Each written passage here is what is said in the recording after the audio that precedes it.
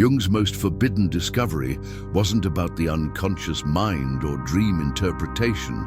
It was about the shadow and why confronting it became the most dangerous psychological process a person could undertake in modern civilization.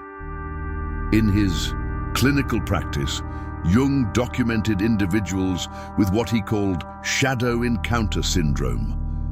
People who had begun to recognize and integrate the dark aspects of their personality that they had spent their entire lives denying, repressing, and projecting onto others. These individuals could see their own capacity for cruelty, selfishness, and destruction with startling clarity. But Jung discovered something terrifying. The more they integrated their shadow, the more isolated they became from family, friends, and society itself. Jung called this discovery forbidden because shadow integration didn't just transform individuals. It made them dangerous to collective unconscious agreements that kept societies functioning. When someone stopped projecting their darkness onto others and started owning it consciously, they could no longer participate in the blame, judgment, and moral superiority that held communities together. They became immune to propaganda, resistant to groupthink, and incapable of the psychological projection that allowed others to avoid their own shadow work.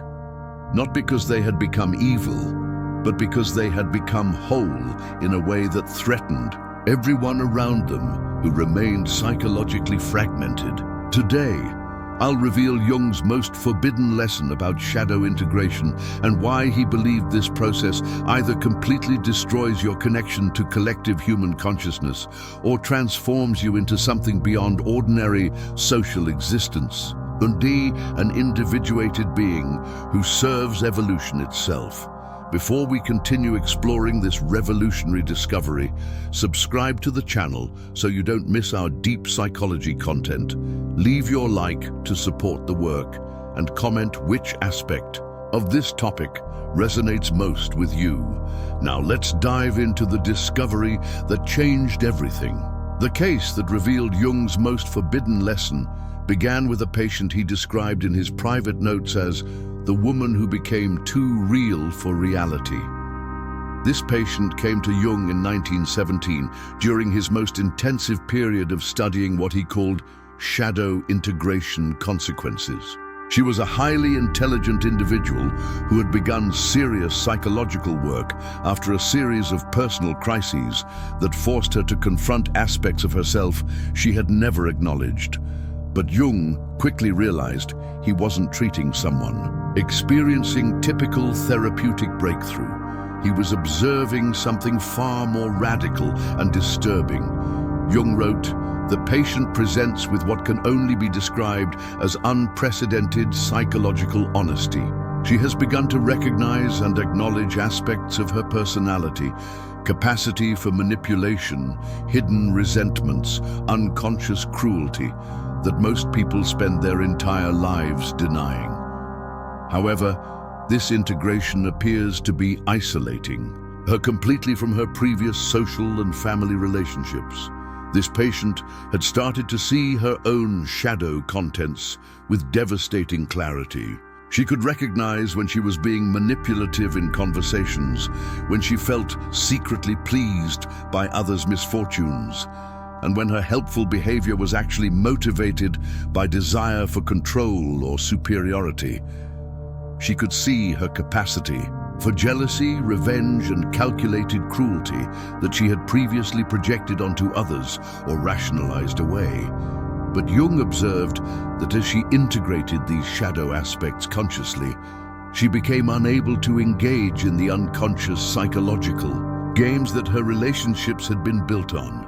When family members tried to engage her in gossip about others, she could see they were projecting their own shadow contents and refused to participate. When friends tried to bond with her through shared judgments and blame, she recognized these as shadow projections and couldn't pretend to agree. Jung wrote, "The patient has become psychologically authentic in a way that makes authentic relationship with unconscious people nearly impossible.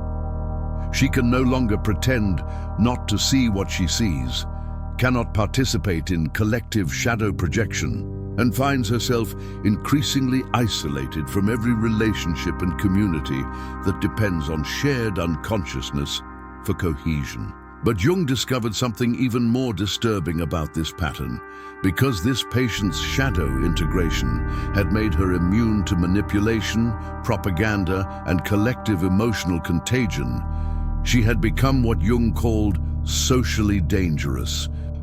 Not because she was harmful, but because her psychological wholeness threatened systems that depended on collective unconsciousness and projection for their functioning. Jung wrote in his personal notes, "There exists a level of psychological integration that makes participation in collective unconscious agreements impossible.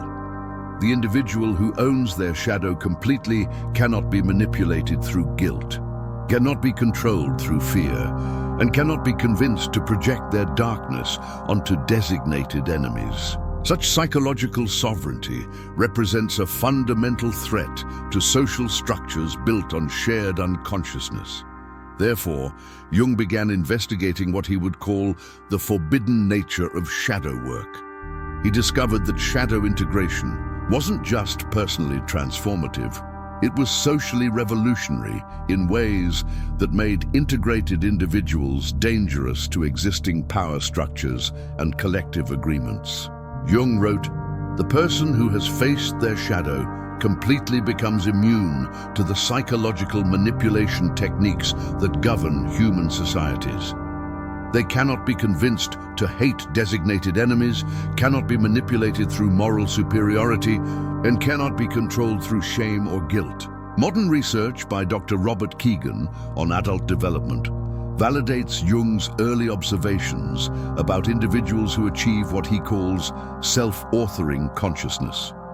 People who have integrated their shadow aspects sufficiently to become immune to external psychological manipulation. But Jung identified something more specific and more dangerous: the social isolation that inevitably accompanies complete shadow integration in societies that depend on collective projection and unconscious agreement for their functioning.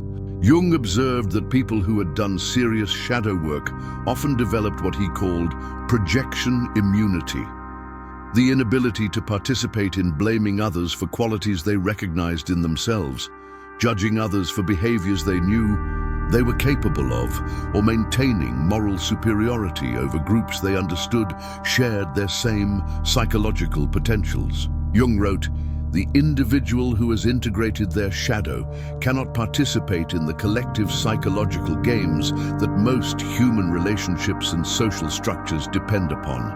They become psychologically isolated not by choice, but by the inevitable consequence of owning their own darkness rather than projecting it onto others."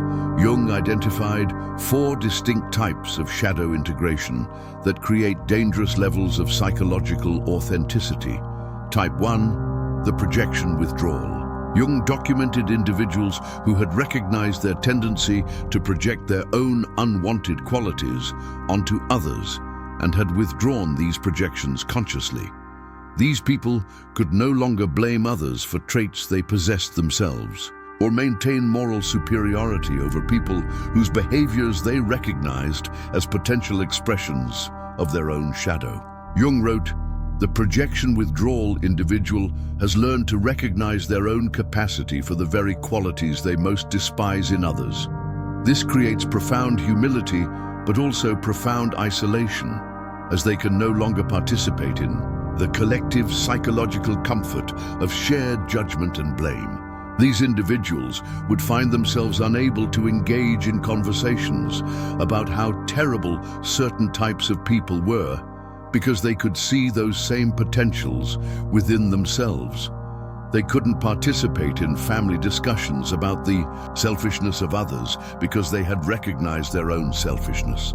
They became unable to join in workplace gossip about difficult colleagues because they had owned their own difficult behaviors. Most isolatingly, They could no longer find psychological comfort in viewing themselves as fundamentally different from or superior to people they had previously judged harshly. Type 2. The manipulation immunity. Jung identified individuals who had integrated enough of their shadow to become immune to psychological manipulation techniques that worked on most people. Having recognized their own capacity for manipulation, they could instantly identify when others were trying to manipulate them through guilt, shame, fear, or moral pressure. Jung wrote, "The manipulation immune individual has learned to recognize their own manipulative behaviors so clearly that they can detect identical patterns in others immediately.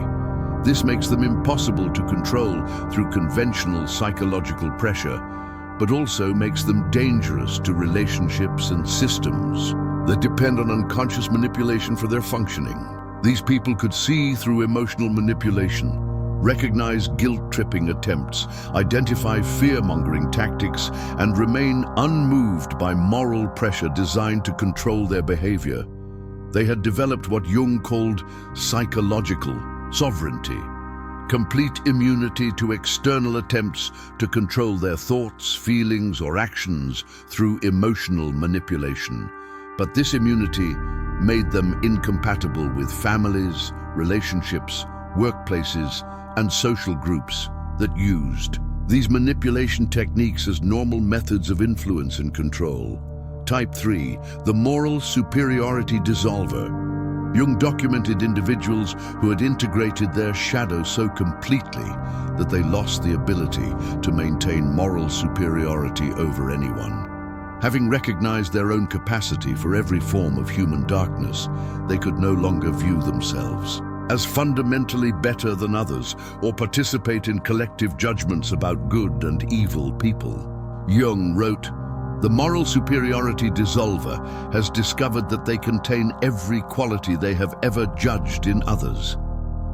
This creates profound compassion and understanding, but also eliminates their ability to participate in collective moral judgments that most social groups use to maintain cohesion and identity." These individuals could no longer join in discussions about how certain types of people were inherently bad because they had recognized those same potentials in themselves. They couldn't participate in political conversations that demonized opposing groups because they understood that they contained the same psychological materials as their supposed enemies. Most disturbingly to others, they would often show understanding and compassion for people that society expected them to judge harshly, making them appear morally compromised or psychologically disturbed to those who hadn't done their own shadow work. Type 4. The authentic integration. Jung identified the most socially dangerous category, individuals who had integrated their shadow so completely that they became authentically themselves in all situations, unable to maintain the social masks and personas that normal social interaction required. Jung wrote, "The authentically integrated person has learned to acknowledge and express their complete psychological reality, including aspects that most people keep carefully hidden. This creates unprecedented genuineness, but makes them incompatible with social environments that depend on shared pretense and collective persona maintenance." These individuals would express genuine thoughts and feelings rather than socially appropriate responses, acknowledge their real motivations rather than presenting idealized versions of themselves, and maintain consistent authenticity rather than adapting their personality to different social contexts. While this integration created powerful psychological wholeness and genuine self-expression, it made them seem strange, unpredictable, or even dangerous to people who were accustomed to interacting through carefully constructed social personas. Understanding your specific shadow integration type is crucial because each creates different levels of social isolation and requires different approaches to what Jung called integrated living in unconscious societies. But first, you need to understand why Jung considered this lesson so forbidden. because Jung observed the devastating social consequences of complete shadow integration for individuals living in unconscious societies. Therefore, he concluded that serious shadow work posed genuine dangers to social connection and collective participation. Jung identified 3 specific dangers that made this lesson so forbidden. Danger 1: complete social isolation through psychological authenticity. Jung wrote, "The individual who has integrated their shadow completely becomes incapable of the psychological pretense that most social relationships require for maintenance. They cannot pretend not to see what they see, cannot participate in collective self-deception, and cannot maintain the social masks that allow others to feel comfortable in their presence." When shadow-integrated individuals consistently refused to participate in projection, blame, and moral superiority games, they became psychologically threatening to everyone around them who depended on these unconscious agreements for emotional regulation and social connection. Jung observed that families, friend groups, and communities would often unconsciously conspire to exclude or pathologize shadow-integrated individuals because their psychological honesty made others uncomfortable with their own unconscious behaviors and motivations. This isolation wasn't chosen by the integrated person, but imposed by others who found authentic psychological wholeness disturbing and threatening to their own psychological defense systems. Danger 2: immunity to social control mechanisms. Jung documented how complete shadow integration made individuals immune to the fear, guilt, and shame that societies used to control behavior and maintain conformity. When people had owned their own darkness consciously, they could no longer be manipulated through threats of being seen as bad, evil, or morally inferior. Jung wrote, "The shadow-integrated person becomes ungovernable not through rebellion, but through psychological sovereignty. They cannot be controlled through conventional social pressure because they have already acknowledged and integrated the very aspects of themselves that social control attempts to threaten them with." These individuals would make decisions based on their own authentic values rather than social pressure, would resist attempts to manipulate them through collective emotion, and would maintain their psychological autonomy even when faced with rejection or punishment for nonconformity. This immunity made them dangerous to any system, family, religious, political, or social, that depended on psychological manipulation and unconscious control for its functioning. Danger 3: the dissolution of collective enemy projection. Most dangerously, Jung found that shadow-integrated individuals could no longer participate in the collective projection of evil onto designated enemy groups that most societies use to maintain internal cohesion and identity. Jung wrote, "Nothing is more threatening to collective identity than individuals who refuse to project their shadow onto designated enemies." When someone owns their own capacity for the very qualities that society projects onto its enemies, they can no longer participate in the hatred and fear that binds groups together through shared opposition. Shadow-integrated people would recognize their own potential for the behaviors they were supposed to hate in others, would see the humanity in groups they were expected to dehumanize, and would refuse to participate in the collective emotional reactions that societies used to mobilize support for conflict and control. This refusal to participate in collective shadow projection made them appear traitorous, unpatriotic, or psychologically disturbed to groups that depended on shared enemies for their identity and emotional coherence. This is why Jung considered shadow integration both psychologically necessary and socially dangerous, because complete shadow work created levels of psychological authenticity that were incompatible with unconscious social functioning. Therefore, Jung developed what he called the individuated living method, a systematic approach to maintaining shadow integration while navigating societies that punished psychological wholeness. Phase 1: strategic authenticity in unconscious environments. Jung taught shadow-integrated individuals to recognize that their psychological wholeness was both valuable and threatening to others, requiring strategic expression rather than complete transparency in all social contexts. Jung wrote, "The individuated person must learn to gauge the psychological readiness of others before expressing their complete authenticity. Not all environments can tolerate genuine psychological integration, and wisdom requires understanding when authenticity serves connection and when it creates unnecessary conflict." Technique. Jung instructed integrated individuals to practice what he called graduated revelation, sharing their authentic insights and perspectives gradually based on others' demonstrated capacity for psychological honesty and self-reflection. He emphasized that protecting their integration sometimes meant maintaining appropriate boundaries about how much psychological truth others could handle, while never compromising their own inner authenticity or returning to unconscious projection patterns. Phase 2, finding integration-compatible community.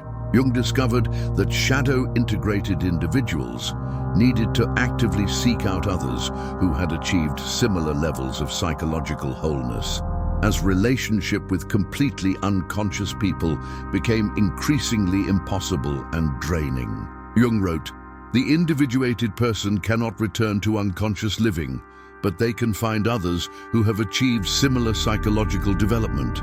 These connections become essential for maintaining integration while remaining connected to human community." Jung instructed his patients to look for people who demonstrated self-awareness about their own shadow contents, who could engage in psychologically honest conversation, and who had moved beyond the need to maintain moral superiority or participate in collective projection patterns. He recognized that these relationships would be rare but essential for psychological health and continued development. Phase 3, service through integration rather than preaching.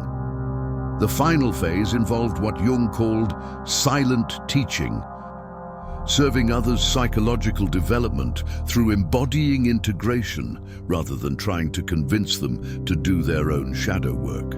Jung wrote, "The individuated person serves collective psychological development not through preaching about shadow work, but through demonstrating what genuine psychological wholeness looks like in practice. They become living examples of what human consciousness can achieve when freed from projection and unconscious defense.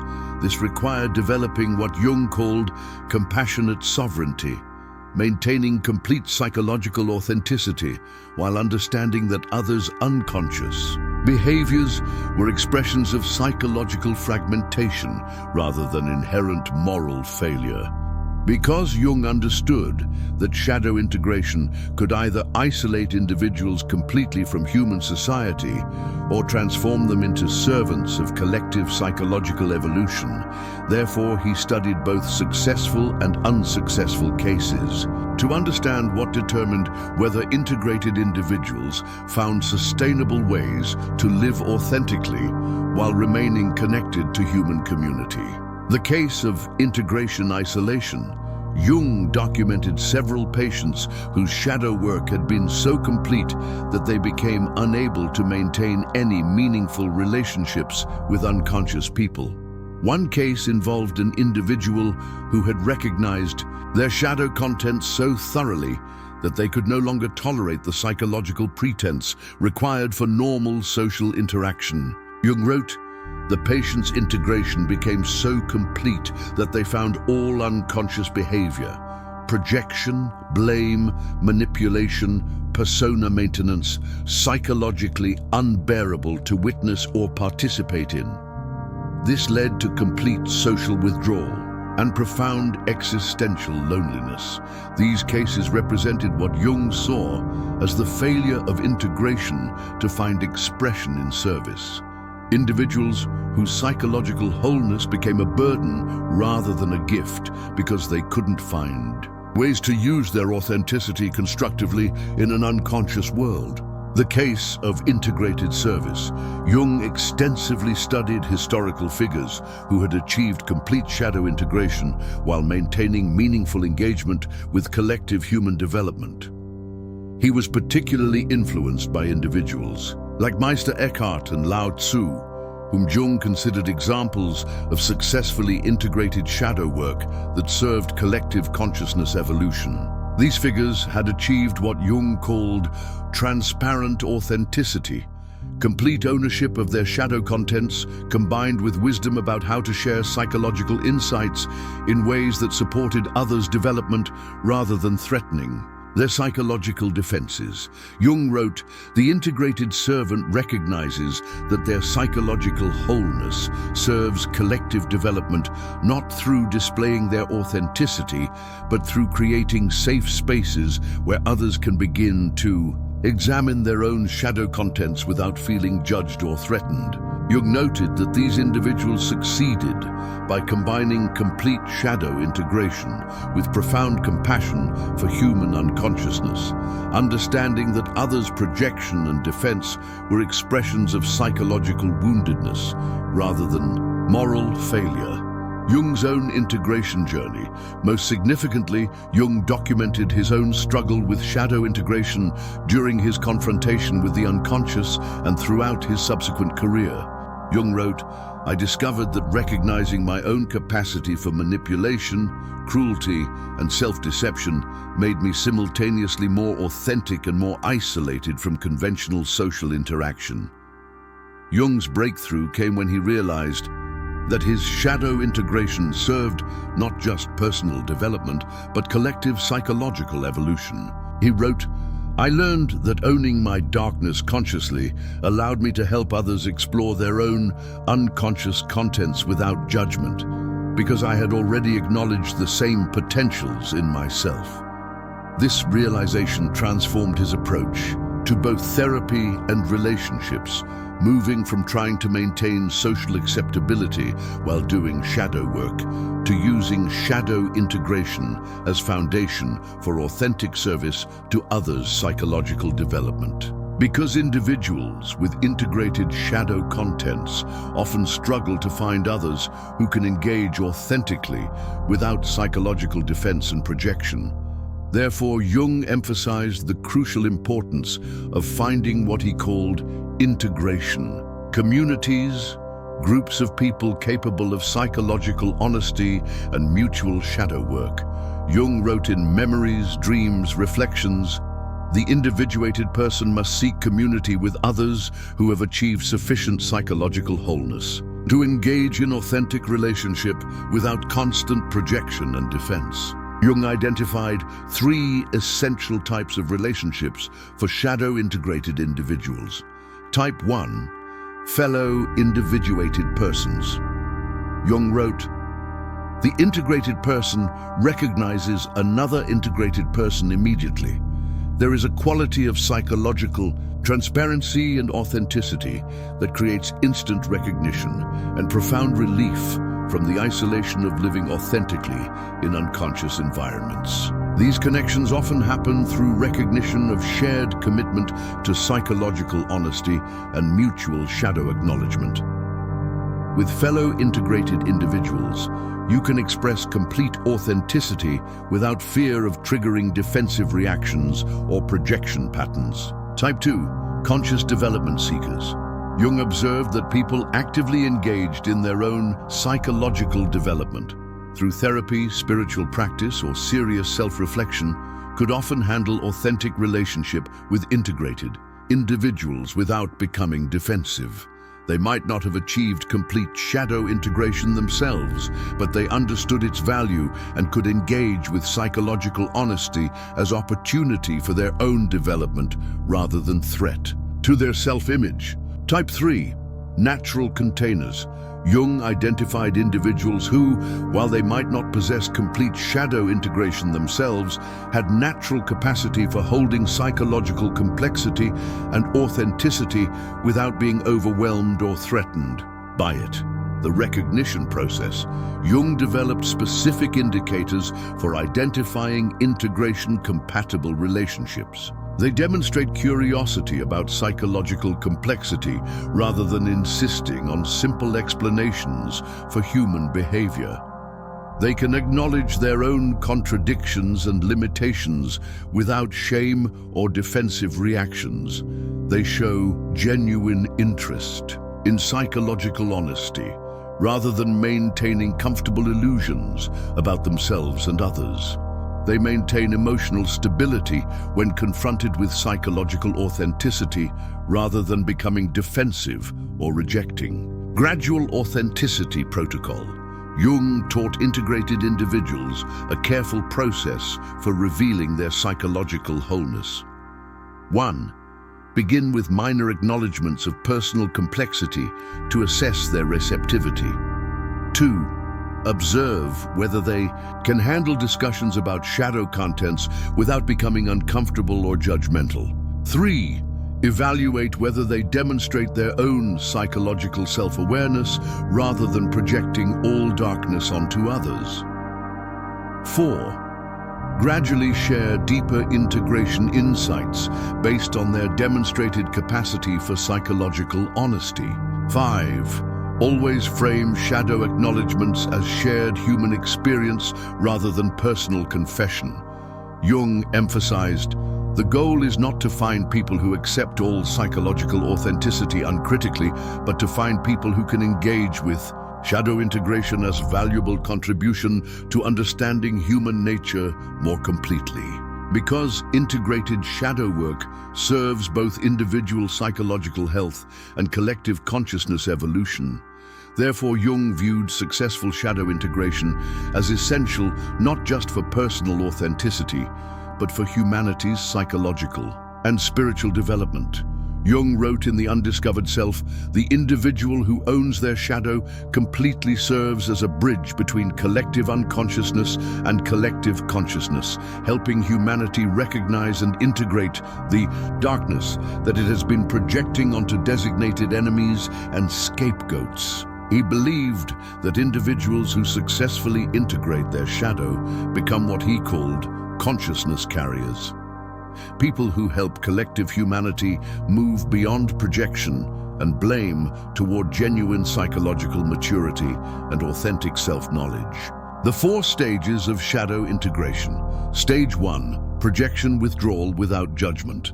The first transformation occurs when individuals begin to recognize and own their shadow contents without falling into self-hatred or despair about their psychological complexity. Jung called this shadow courage, the willingness to see and acknowledge personal darkness without becoming overwhelmed by guilt or shame about possessing these qualities. Jung wrote, the beginning of shadow integration is recognizing that acknowledging your darkness is not the same as being consumed by it, and that owning your shadow contents is the foundation for genuine psychological wholeness. Stage 2, authenticity without superiority.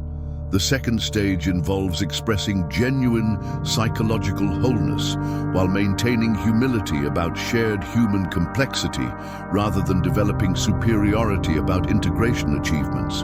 Jung called this integrated humility, understanding that shadow integration reveals shared human nature rather than creating special psychological status.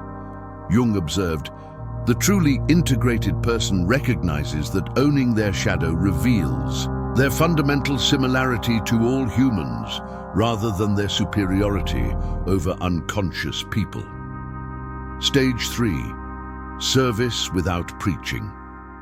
The third transformation happens when shadow integration becomes foundation for serving others' psychological development rather than displaying personal authenticity or trying to convince others to do their own shadow work. Jung called this silent service, using shadow integration to create safe spaces for others' psychological exploration without lecturing about the importance of shadow work. Jung wrote, the privilege of shadow integration is to serve collective psychological development through embodying authenticity rather than preaching about the need for others to become authentic. Stage 4, evolution without attachment. The final stage involves what Jung called transcendent integration, using complete shadow ownership to contribute to collective consciousness evolution without attachment to whether others recognize, appreciate, or follow the example of psychological wholeness. Jung observed, "The fully integrated person works for collective psychological maturity rather than personal recognition, offering their authenticity as gift to human consciousness without requiring immediate acceptance or understanding." The integration becomes evolutionary service. Jung believed that individuals who successfully integrate their shadow serve a vital evolutionary function for human consciousness development. They demonstrate what psychological wholeness looks like, prove that humans can own their darkness without being consumed by it, and create templates for authentic living that help others begin their own integration work. Jung wrote, "What is not brought to consciousness in shadow work continues to be projected onto others, creating the conflicts, hatred, and violence that dominate human history." Shadow-integrated individuals help make collective shadow projection conscious before it manifests destructively in social and political behavior. But Jung warned about specific pitfalls that can derail shadow integration. Because the path of complete shadow work contains specific dangers, therefore Jung documented the most common ways individuals sabotage their own integration process. Pitfall 1. The integration superiority trap. Jung wrote extensively about individuals who became identified with their shadow work as evidence of psychological superiority, rather than recognizing it as foundation for greater service and humility. In Psychology and Alchemy, he warned, "The danger is that shadow integration becomes a new form of ego identification, leading to spiritual pride that actually prevents authentic integration from occurring."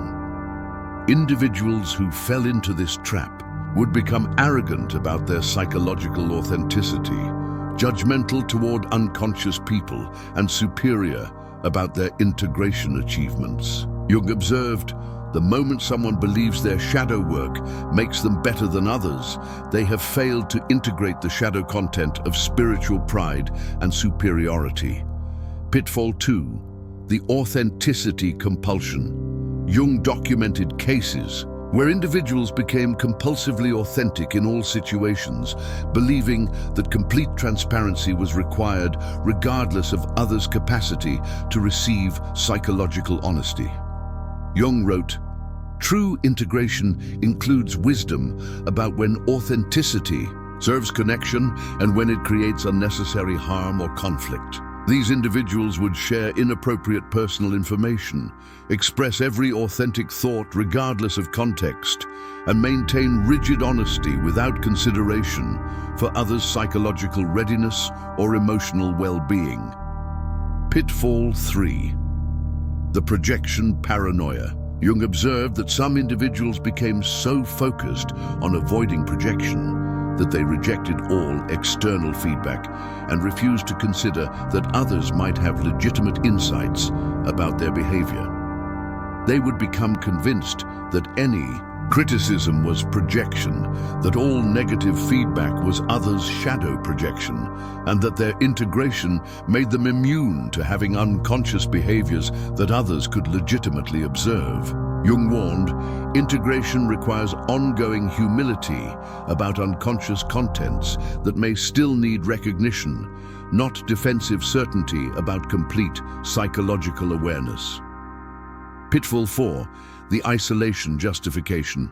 Even successfully integrated individuals could regress into using their authenticity to justify complete withdrawal from human community during periods of stress or disappointment. They would convince themselves that others were too unconscious for relationship, which Jung recognized as integration failure disguised as psychological wisdom. Jung emphasized, integration is meant to enhance connection with humanity, not justify escape from it. the integration maintenance, Jung developed ongoing practices for maintaining healthy shadow integration. Regular self-examination to identify shadow contents that may still need recognition and conscious acknowledgement. Continued engagement with feedback from others to prevent isolation and defensive certainty about complete integration. Ongoing service activities that channel authenticity into practical assistance for others' psychological development. Connection with other integrated individuals for mutual support and reality checking about integration process. Compassion practices to maintain understanding for others' unconscious behaviors rather than developing judgment about their psychological development level. Jung wrote, "Shadow integration is not a permanent achievement but an ongoing process, requiring constant attention to new unconscious contents and continued commitment to psychological honesty and authentic service." Because Jung understood shadow integration within the context of collective consciousness evolution, therefore, he viewed integrated individuals as serving essential functions for humanity's psychological and spiritual development. In answer to Job, Jung wrote, "The individual who faces their shadow completely serves as scout for collective consciousness, demonstrating what humanity becomes when it stops projecting its darkness onto others." He believed that people with complete shadow integration serve as what he called wholeness pioneers, individuals whose psychological development provides templates for collective human maturity and authentic consciousness. The historical pattern. Jung observed that throughout history, individuals who achieved complete shadow integration often appeared before collective consciousness was ready to understand or accept their psychological wholeness, serving as advance. Examples of human potential for authentic consciousness. Jung wrote, "What appears in the integrated individual first as personal wholeness later manifests in collective consciousness as reduced projection, decreased conflict, and improved capacity for authentic relationship and mutual understanding." Modern manifestations. Jung believed that in the modern era, shadow-integrated individuals might be demonstrating psychological patterns that explain authentic versus projected responsibility, genuine versus performed morality, real versus artificial. Authenticity and the difference between psychological wholeness and spiritual bypassing. Jung's insight: the shadow-integrated individual feels the collective need for authentic consciousness first and most intensely. Their personal wholeness often previews what entire societies need to achieve for genuine psychological maturity and reduced conflict, the service without sacrifice. Jung's crucial insight was that shadow integration serves collective evolution best when it's expressed through authentic living rather than preaching about the need for shadow work. The goal isn't to convince everyone to do shadow work, but to embody what psychological wholeness looks like in practice. Jung wrote, "The integrated person serves humanity not by demanding that others face their shadows, but by demonstrating what life becomes when someone has owned their darkness completely. More compassionate, more authentic, and more genuinely connected to the full spectrum of human experience." The ultimate integration. At the highest level of development, Jung observed that individuals with complete shadow integration learn to hold their psychological wholeness as natural expression rather than special achievement, owning their darkness without being consumed by it, expressing authenticity without forcing it on others, and serving collective development without preaching about integration. Jung called this natural wholeness, the ability to live completely authentically while maintaining compassionate understanding for others' unconscious behaviors, simply by embodying what integrated consciousness looks like in daily life. Remember, Jung's patient from 1917, the woman who became too real for reality. After years of learning to navigate shadow integration in unconscious environments, her life transformed completely. She learned to maintain her psychological authenticity while finding others capable of genuine relationship. She discovered ways to serve others' psychological development through her integrated presence, rather than trying to convince them to do shadow work. She built a life that honored her complete psychological wholeness while remaining compassionately connected to human community. Most importantly, she stopped viewing her shadow integration as isolation from others and began understanding it, as Jung called, a bridge between what humanity is and what it could become through genuine psychological maturity. Jung wrote about this transformation. The patient learned not to hide her psychological wholeness, but to express it wisely. Not to reject unconscious people, but to serve their potential development through embodying authentic consciousness. Her integration became service rather than separation. This represents Jung's forbidden lesson about shadow integration. That complete psychological authenticity makes participation in unconscious social agreements impossible, creating isolation that either destroys connection to humanity or transforms individuals into servants of collective consciousness, evolution.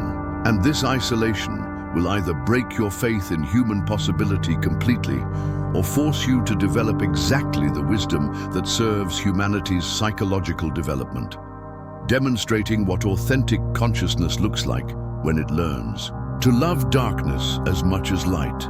Your shadow integration isn't psychological selfishness or spiritual superiority. It's evolutionary service to collective human consciousness. You're not becoming antisocial because you can't participate in projection and blame. You're becoming authentically conscious in a way that serves everyone's potential development. The question isn't whether you should suppress your psychological wholeness to maintain social acceptance. The question is whether you'll develop the wisdom necessary to use your integration in service of collective consciousness evolution.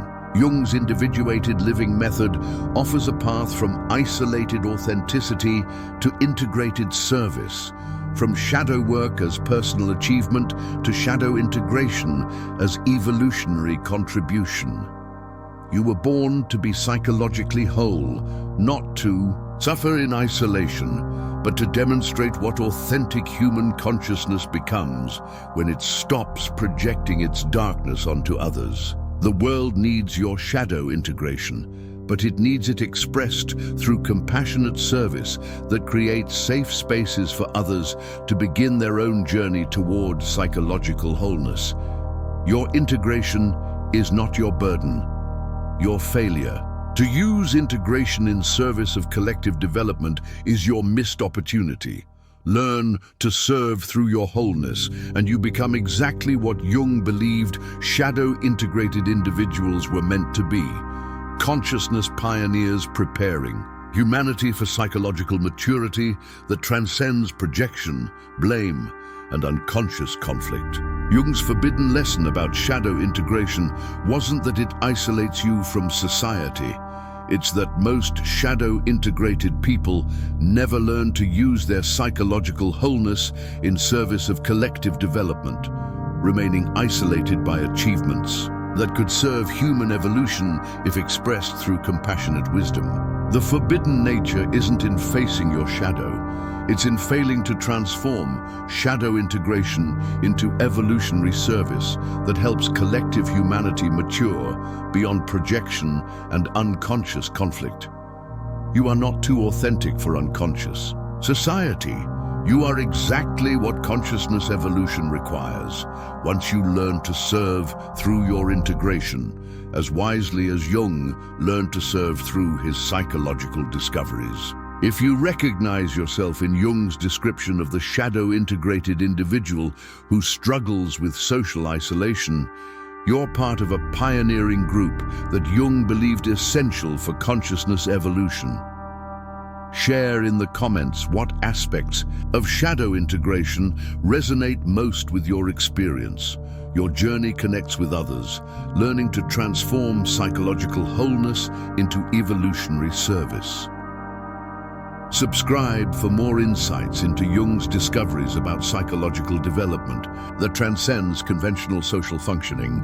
If you're ready to explore more of Jung's insights about living authentically in unconscious environments, check out my video on Jung's most dangerous discovery about individuated consciousness, where I reveal the specific methods for maintaining psychological wholeness while serving collective human development. Thank you for watching. See you in the next dimension.